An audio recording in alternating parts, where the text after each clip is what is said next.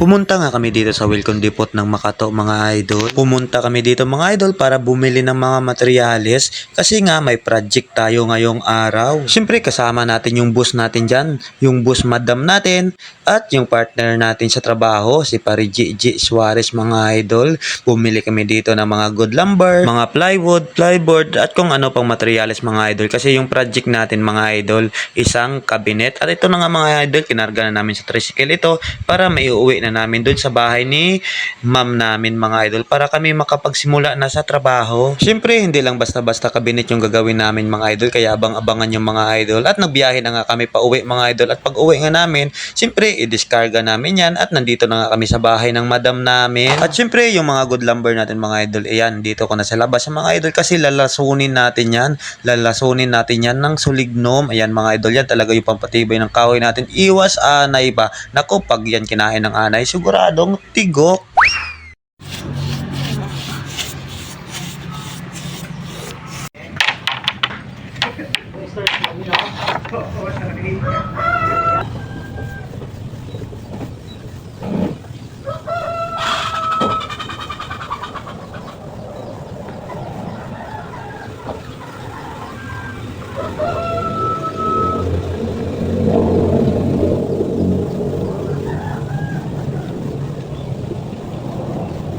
At pagkatapos nga natin lasunin yung mga kahoy natin mga idol ay nandito na kami ngayon sa plywood. Bale yan na naman yung i-ready namin, ikakating na namin yung mga idol. Siyempre susukatan muna natin yan. Ayun ka no?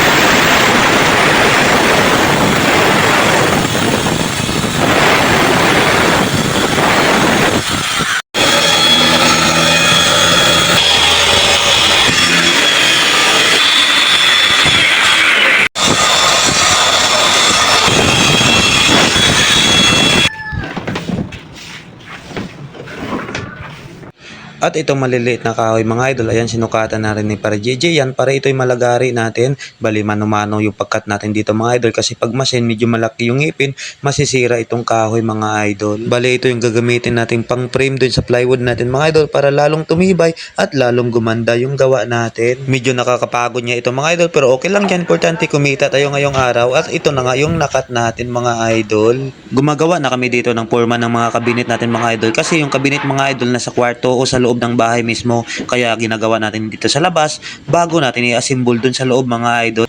At naglagay na rin ako ng stick wheel dito mga idol sa gilid ng plywood para lalong tumibay talaga yung gawa natin. Lalagyan natin ng stick wheel yan tapos lalagyan din natin yung pang frame natin na kinat natin kanina mga idol bago ipako. At pagkatapos natin lagyan ng stick wheel mga idol nagsimula na tayo magpako dito ng frame mga idol.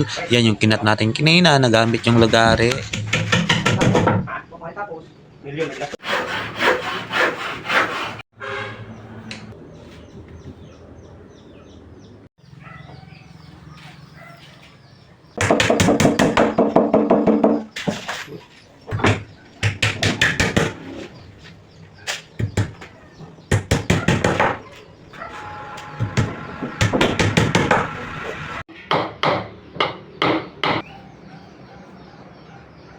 At ito na nga yung gawa namin ngayong maghapon mga idol. Kung nakita nyo, ayan, yan yung gawa natin.